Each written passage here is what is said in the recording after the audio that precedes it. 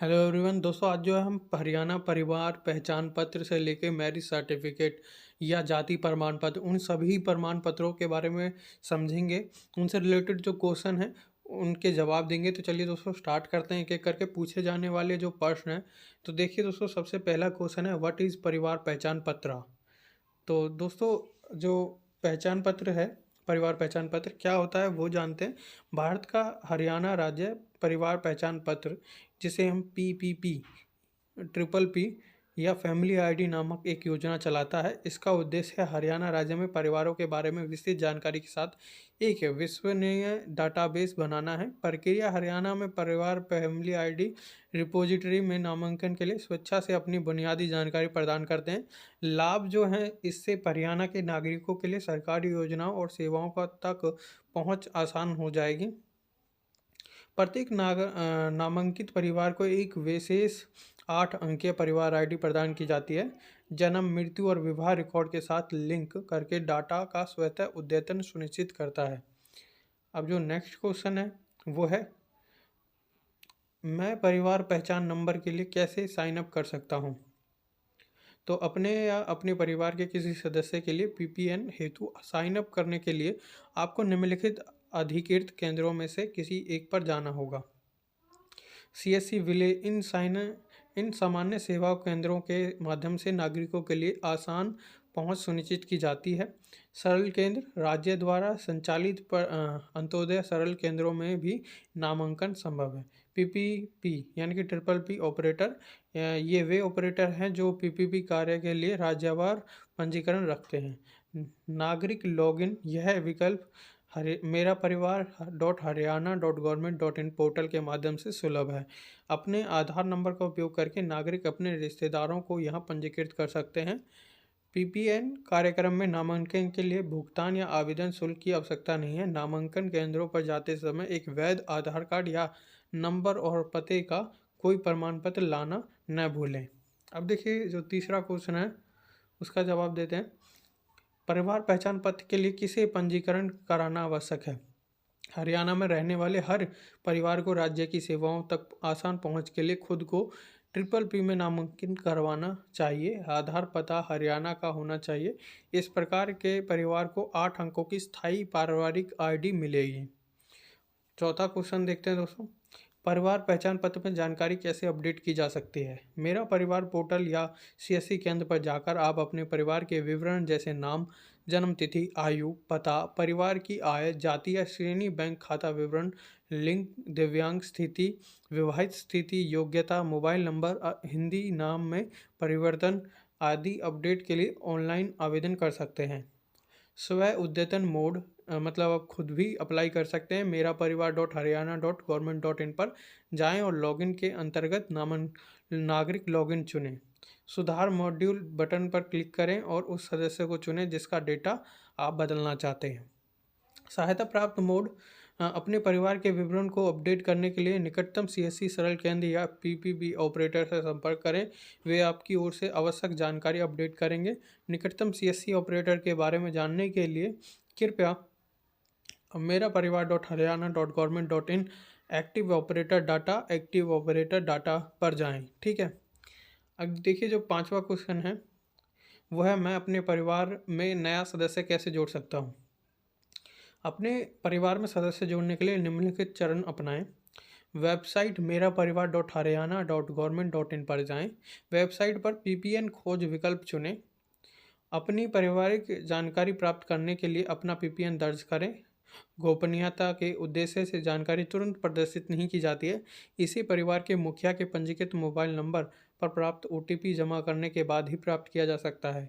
जब आपके परिवार का विवरण प्रदर्शित हो जाए तो सदस्य जोड़ें विकल्प देखें। इस विकल्प पर क्लिक करने के बाद आप अपने परिवार में सदस्य जोड़ सकते हैं। सदस्य जोड़ने का दूसरा विकल्प है, आप जो है वेबसाइट मेरा परिवार .हरियाणा.gov.in पर जाएं। लॉगिन के अंतर्गत नागरिक लॉगिन पर क्लिक करें। परिवार आईडी दर्ज करें और ओटीपी सत्यापित करें। सदस्य जोड़ें विकल्प पर क्लिक करें। इस विकल्प पर क्लिक करने के बाद आप अपने परिवार में सदस्य जोड़ सकते हैं। अब देखिए जो छठा क्वेश्चन है, अब मुझे करना क्या चाहिए। मतलब अब मुझे क्या करना चाहिए, क्योंकि मैं अपनी फैमिली आईडी नहीं ढूंढ पा रहा हूँ। अगर आप फैमिली आईडी ना ढूंढ पाएँ तो क्या करें? हो सकता है कि आपकी फैमिली आईडी हटा दी गई हो, कृपया खुद को फिर से जोड़ें। आप अपनी पिछली फैमिली आईडी का उपयोग करके खुद को जोड़ना चुन सकते हैं या एक नई आईडी बना सकते हैं। अब देखिए, जो 7वां क्वेश्चन है, मेरे परिवार आईडी में सदस्य जोड़ने के बाद भी अपडेट नहीं हुआ। सदस्य को सफलतापूर्वक जोड़ने के लिए मुझे आगे क्या कदम उठाने चाहिए? सदस्य को संबंधित DCRIM या JDCRIM के अनुमोदन से जोड़ा जाएगा। आप उनसे भी संपर्क कर सकते हैं। 8वां जो क्वेश्चन है, जब मैं अपना परिवार आईडी बनाऊंगा तो परिवार का मुखिया कौन होगा? जब परिवार की आईडी बनाई जाती है तो उस समय परिवार में सबसे पहले जोड़ा गया सदस्य ही परिवार का मुखिया होगा। यहाँ यह बताना उचित होगा कि वह वयस्क होना चाहिए। जो 9वां क्वेश्चन है, क्या मेरा परिवार पोर्टल पर हस्ताक्षरित दस्तावेज अपलोड करना अनिवार्य है? हाँ, हस्ताक्षरित दस्तावेज अपलोड किया जाना चाहिए, क्योंकि पंजीकरण के समय केवल नामांकन आईडी प्रदान की जाती है और फैमिली आईडी केवल हस्ताक्षरित दस्तावेज अपलोड करने के बाद ही बनाई जा सकती है। तो आपको जो है साइन करने ही पड़ेंगे। अब जो 10वां क्वेश्चन है, परिवार पहचान पत्र पर फैमिली आईडी बनाने के लिए कौन से दस्तावेज आवश्यक होने चाहिए? परिवार के सभी सदस्यों के पास निम्नलिखित दस्तावेज होने चाहिए। हरियाणा राज्य का पता वाला आधार कार्ड, ये आवश्यक है। ठीक है। अब क्वेश्चन 11 है, मैं अपनी शादी का पंजीकरण कैसे कराऊं? तो विवाह पंजीकरण के लिए आवेदन कर सकते हैं आप shadi.edisa.government.in पर किया जा सकता है। नीचे सूचीबद्ध चरणों का पालन करें। shadi.edisa.government.in पर खोलें और लॉगिन करें। विवाह के लिए आवेदन पत्र पूरा करें। आवश्यक ऑनलाइन भुगतान करें। विवाह रजिस्ट्रार से मिलने का समय तय करें। अपना आवेदन स्वीकृत कराने के लिए निर्धारित तिथि पर रजिस्ट्रार कार्यालय जाएं। आवेदन स्वीकार होने पर विवाह प्रमाण पत्र डाउनलोड करने के लिए shadi.edisa.government.in पोर्टल का उपयोग करें। अब देखिए, हम 12वां क्वेश्चन है, विवाह पंजीकरण के लिए कौन सा दस्तावेज आवश्यक है? विवाह पंजीकरण के लिए दस्तावेज निम्नलिखित हैं। आवश्यक दस्तावेज, प्रत्येक पक्ष पत्नी और पति की अलग अलग तस्वीरें, तो पति और पत्नी की अलग अलग तस्वीरें होनी चाहिए। सफ़ेद पृष्ठभूमि पर पति पत्नी का संयुक्त फोटो। ठीक है। 2 गवाह, पति और पत्नी की पारिवारिक पहचान संख्या, विवाह का प्रमाण, पुजारी, पादरी, काजी आदि से प्रमाण पत्र ले सकते हैं आप। अधिक जानकारी के लिए कृपया लिंक shadi.edisa.government.in पर जाएं। अब 13वां क्वेश्चन है, विवाह पंजीकरण शुल्क क्या है? यदि विवाह की तिथि पंजीकरण की तिथि से 90 दिन से कम है तो पंजीकरण शुल्क 100 रुपये है। यदि विवाह की तिथि पंजीकरण की तिथि से 90 दिन से 1 वर्ष के बीच है तो पंजीकरण शुल्क 150 रुपये है। यदि विवाह की तिथि पंजीकरण की तिथि से 1 वर्ष से अधिक हो तो पंजीकरण शुल्क 200 रुपये है। अब देखिए, जाति प्रमाण पत्र के लिए आवेदन कैसे करें दोस्तों? ये 14वां क्वेश्चन है। आप सरल केंद्र पर स्वयं जा सकते हैं या सरल पोर्टल saralharyana.government.in का उपयोग कर सकते हैं। अब जो 15वां क्वेश्चन है दोस्तों, जाति प्रमाण पत्र के लिए आवेदन करने हेतु कौन से दस्तावेज की आवश्यकता है? जाति प्रमाण पत्र केवल परिवार पहचान संख्या PPN के साथ जारी किया जा सकता है जिसमें जाति का सत्यापन हो, अन्यथा आपका अनुरोध पोर्टल पर पंजीकृत किया जाएगा और जाति के सत्यापन के बाद प्रमाण पत्र तैयार किया जाएगा। अब देखिए, 16वां है, जाति श्रेणी को कैसे अद्यतन या सुधारा जा सकता है? जाति श्रेणी को कैसे अद्यतन या सुधारा जा सकता है? आप निम्न चरणों का पालन करके जाति श्रेणी को अपडेट या सही कर सकते हैं। वेबसाइट पर जाकर मेरा परिवार haryana.government.in पर जाएं। लॉगिन के अंतर्गत नागरिक लॉगिन पर क्लिक करें, परिवार आईडी दर्ज करें और OTP सत्यापित करें। सुधार मॉड्यूल पर क्लिक करें, सदस्य का चयन करें और जाति श्रेणी विकल्प पर क्लिक करें। यहाँ से आप जाति श्रेणी को सही कर सकते हैं। दूसरा तरीका है, वेबसाइट मेरा परिवार .haryana.government पर जाएं, नागरिक कोने पर क्लिक करें, जाति शिकायत की रिपोर्ट चुनें। यहाँ से आप जाति श्रेणी भी सही कर सकते हैं। ठीक है। अब देखिए, 17वां क्वेश्चन है, मैं परिवार पहचान पत्र में अपना गलत मोबाइल नंबर कैसे ठीक करवा सकता हूँ? आप निम्नलिखित प्रक्रिया से मोबाइल नंबर सही कर सकते हैं। वेबसाइट मेरा परिवार .haryana.government.in फैमिली डायरेक्ट पर जाएं, नागरिक कोने पर क्लिक करें, मोबाइल नंबर अपडेट करें चुनें। इसके बाद दिए गए निर्देशों का पालन करें और अपना मोबाइल नंबर सुधारें। 18वां क्वेश्चन है, मैं कैसे पता लगा सकता हूं कि परिवार पहचान संख्या पत्र में मेरी पारिवारिक आय गलत दिखाई दे रही है? यू कैन विजिट टू आप जो है मेरा परिवार .हरियाणा.गवर्नमेंट.इन पर जा सकते हैं और नागरिक लॉगिन के तहत सुधार मॉड्यूल के माध्यम से आय विवरण अपडेट कर सकते हैं, या आप grievance.edisa.government. पर अपनी शिकायत दर्ज कर सकते हैं। अब देखिए 19वां क्वेश्चन है, आय प्रमाण पत्र के लिए आवेदन कैसे करें? तो आय प्रमाण पत्र प्राप्त करने के लिए सरल पोर्टल सरल-हरियाणा.गवर्नमेंट.इन पर जाएं। आय प्रमाण पत्र के लिए कौन सा दस्तावेज आवश्यक है? तो आय प्रमाण पत्र केवल परिवार पहचान संख्या के साथ जारी किया जा सकता है जिसमें आय का सत्यापन हो, अन्यथा आपका अनुरोध पोर्टल पर पंजीकृत किया जाएगा और आय के सत्यापन के बाद प्रमाण पत्र तैयार किया जाएगा।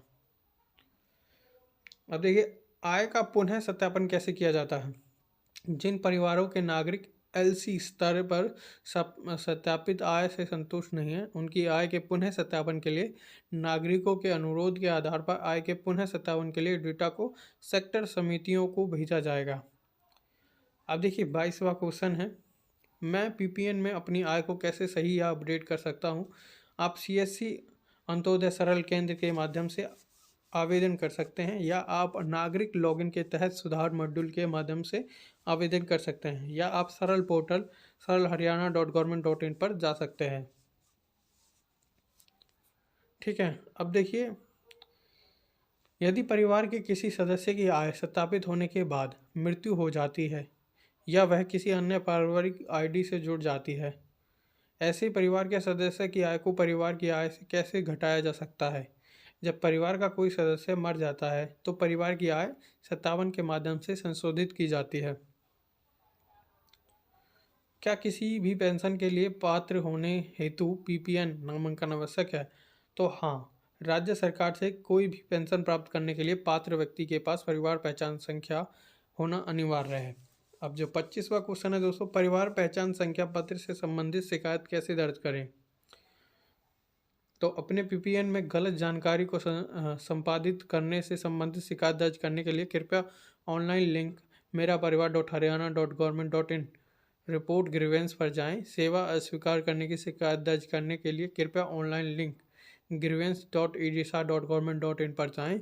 पीपीएन योजना के तहत शिकायतों के बारे में अधिक जानकारी के लिए कृपया यहां जाएं। शिकायत पोर्टल है grievance.edisa.government.in।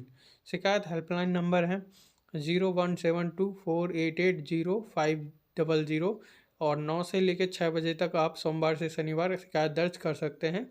शिकायत व्हाट्सएप जो नंबर है वो है 9888633322।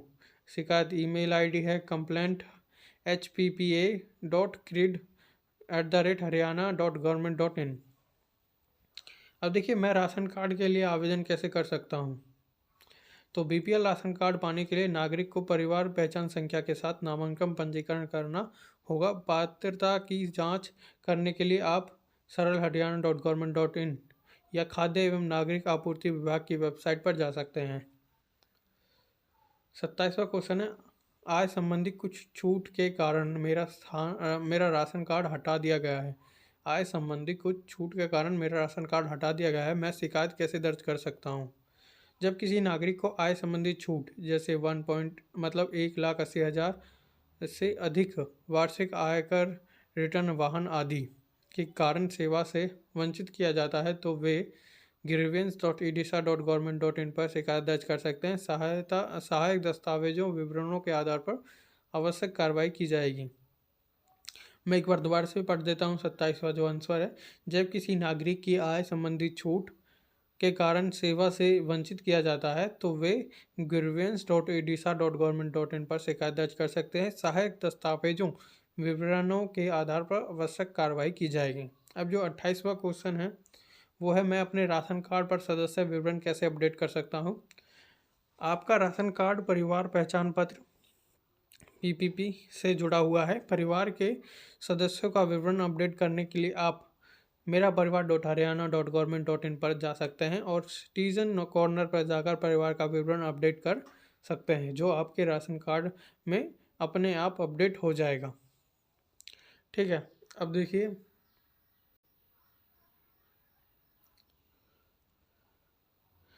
अब 29वां क्वेश्चन है, मेरा राशन कार्ड का पता कैसे अपडेट किया जा सकता है। हाँ, आपका राशन कार्ड परिवार पहचान पत्र से जुड़ा हुआ है। परिवार के सदस्यों का विवरण और अन्य विवरण अपडेट करने के लिए आप मेरा परिवार dot Haryana dot government dot in पर जा सकते हैं और नागरिक कोने पर आप परिवार का विवरण अपडेट कर सकते हैं, जो आपके राशन कार्ड में स्वचालित रूप से अपडेट हो जाएगा। अब जो है 30वां क्वेश्चन है, मेरा आयुष्मान कार्ड कैसे प्राप्त कर सकता हूँ। मैं अपना आयुष्मान कार्ड कैसे प्राप्त कर सकता हूँ भाई। तो देखिए, क्वेश्चन का आंसर है, आयुष्मान कार्ड राज्य स्वास्थ्य विभाग द्वारा योजना की पात्रता के आधार पर जारी किया जाता है। HPPA नागरिकों की आय का विवरण प्रदान करता है और पात्रता के आधार पर नागरिकों को आयुष्मान कार्ड के लाभों के बारे में सूचित किया जाता है। आयुष्मान कार्ड बनवाने के लिए नागरिकों को नज़दीकी सरकारी अस्पताल या आयुष्मान कार्ड केंद्र पर जाना होगा या beneficiary.nha.government.in पर जाना होगा। अब आयुष्मान कार्ड पाने के लिए क्या पात्रता है। तो आयुष्मान कार्ड का लाभ उठाने के लिए 3 बुनियादी मापदंड है। सदस्य जीवित होना चाहिए, परिवार की सत्यापित आय 1,80,000 से कम होनी चाहिए, परिवार और सदस्यों पर कोई बहिष्करण नहीं होना चाहिए। तो 32वां क्वेश्चन है, आयुष्मान कार्ड में सदस्य कैसे जोड़ें। आयुष्मान कार्ड में परिवार के सदस्यों का विवरण फैमिली आईडी से लिया जाता है, इसलिए नागरिक को पहले फैमिली आईडी से परिवार के सदस्यों को जोड़ना हटाना होगा, उसके बाद ही आयुष्मान कार्ड में इसकी जानकारी दिखाई देगी। अब देखिए, जो 33वां क्वेश्चन है, मैं चिरायु एक्सटेंशन कार्ड का लाभ कैसे प्राप्त कर सकता हूँ। तो चिरायु एक्सटेंशन कार्ड का लाभ कैसे प्राप्त कर सकते हैं हम। यदि नागरिक परिवार की आय 1,80,000 रुपये से 3 लाख रुपये प्रति वर्ष के बीच है तो उपयोगकर्ता को राज्य स्वास्थ्य प्राधिकरण पोर्टल यानी चिरायु आयुष्मान हरियाणा .in पर आवेदन करना होगा और 1,500 रुपये का मामूली शुल्क देना होगा। अब देखिए, 34वां क्वेश्चन है, मैं आयुष्मान कार्ड के लिए पात्र हूं और PPP पोर्टल पर भी स्थिति उपलब्ध है, लेकिन मेरा आयुष्मान कार्ड सक्रिय नहीं है, मुझे क्या करना चाहिए। आयुष्मान कार्ड प्राप्त करने के लिए नागरिक को निकटतम सरकारी अस्पताल या आयुष्मान कार्ड केंद्र पर जाना होगा या beneficiary.nha.government.in पर जाना होगा।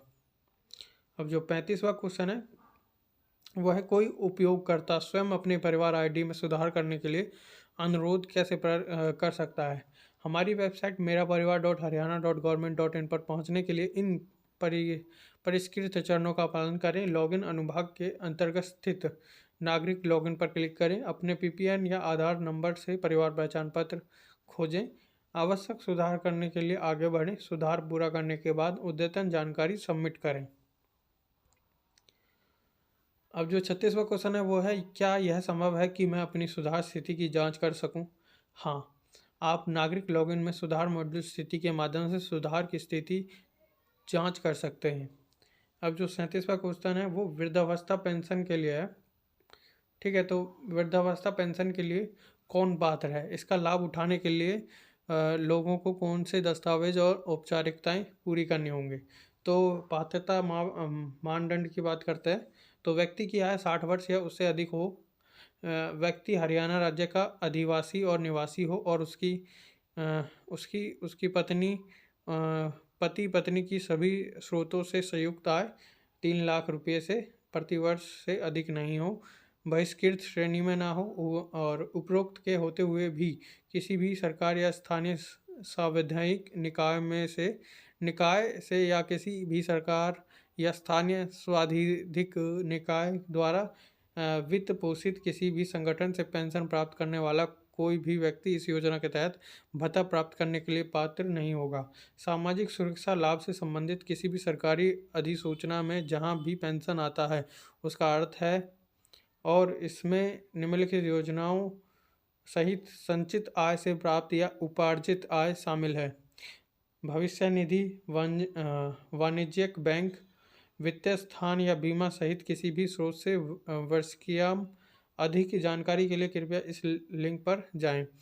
Social justice Haryana HRY.government.in। अब देखिए राशन कार्ड अब देखिए जो 38वां क्वेश्चन है, राशन कार्ड और आयुष्मान कार्ड से वंचित किए जाने के क्या कारण हैं। राशन कार्ड और आयुष्मान कार्ड के लिए बहिष्कार के कारण है स्थानीय समिति द्वारा सत्यापित परिवार की वार्षिक आय 1,80,000 से अधिक है। सदस्यों के पिछले 3 वर्षों की आयकर रिटर्न के औसत के आधार पर परिवार की वार्षिक आय 1,80,000 रुपये से अधिक है। परिवार का एक सदस्य राज्य सरकार के अनुबंध नियमित कर्मचारी के रूप में कार्यरत है। परिवार का एक सदस्य निजी क्षेत्र में कार्यरत है और 1,80,000 रुपये से अधिक वार्षिक वेतन मजदूरी कमाता है। परिवार पहचान पत्र में स्व घोषित वार्षिक आय 1,80,000 रुपये से अधिक है। परिवार का एक सदस्य सरकारी पेंशन प्राप्त करता है जो सालाना 1,80,000 रुपये से अधिक है। शहरी क्षेत्रों में संपत्ति का स्वामित्व 100 वर्ग गज से अधिक है।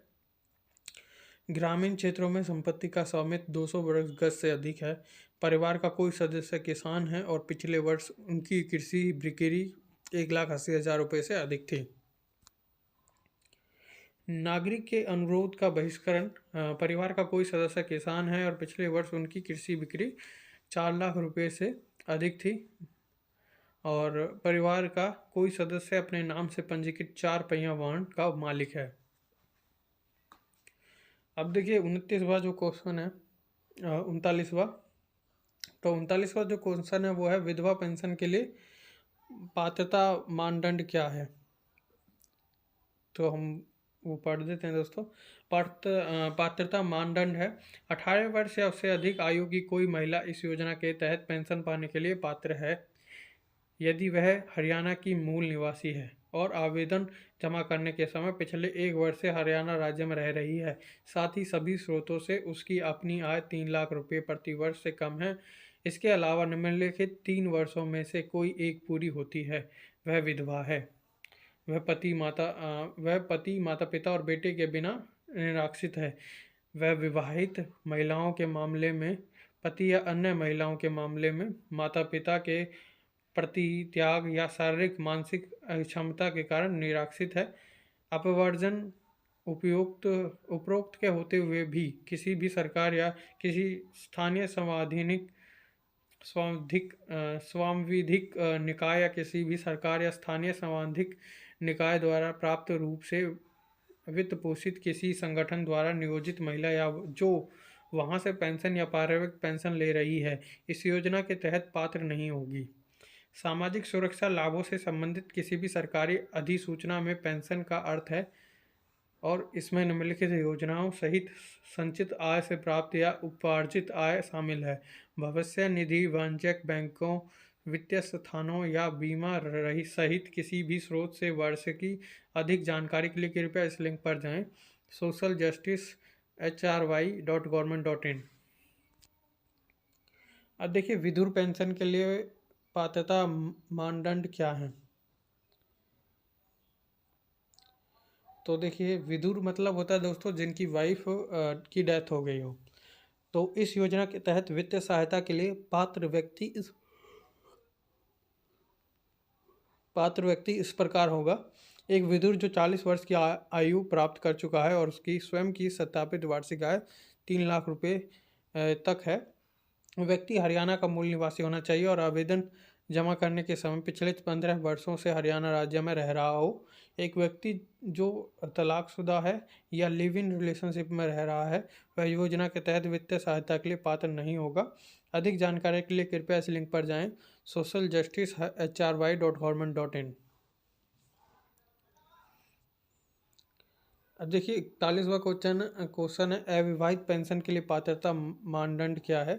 तो जो पात्रता मानदंड है अविवाहित पेंशन के लिए, अविवाहित व्यक्ति पुरुष और महिला जिसकी आयु 45 वर्ष हो गई है और वह ऐसे परिवार से संबंधित है जो उसकी सत्यापित वार्षिक पारिवारिक आय 1,80,000 रुपये से तक हो।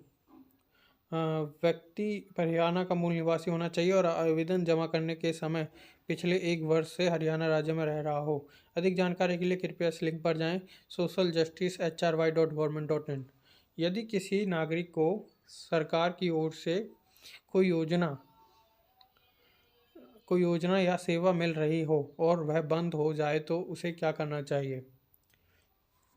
जहां किसी नागरिक को सरकारी सेवा योजना से वंचित किया जाता है जिसके लिए वह पात्र है, नागरिक हरियाणा परिवार पहचान प्राधिकरण HPPA के पोर्टल के माध्यम से सेवा इनकार शिकायत दर्ज कर सकता है। वर्तमान में नागरिक नीचे दी गई PPN एकीकृत सेवाओं के लिए शिकायत उठा सकते हैं। दिव्यांग पेंशन, वृद्धावस्था सम्मान भत्ता, राशन कार्ड, PDS, विधवा पेंशन, विधुर पेंशन पात्र होने और योजना का लाभ न मिलने की स्थिति में आप ऑनलाइन शिकायत पोर्टल grievance.edisa.government.in पर जा सकते हैं के माध्यम से या CSC केंद्र सरल केंद्र पर जाकर सेवा इनकार शिकायत दर्ज कर सकते हैं। किसी भी अन्य सहायता के लिए आप हमारे ग्राहक सेवा नंबर पर भी कॉल कर सकते हैं जो है 0172396840।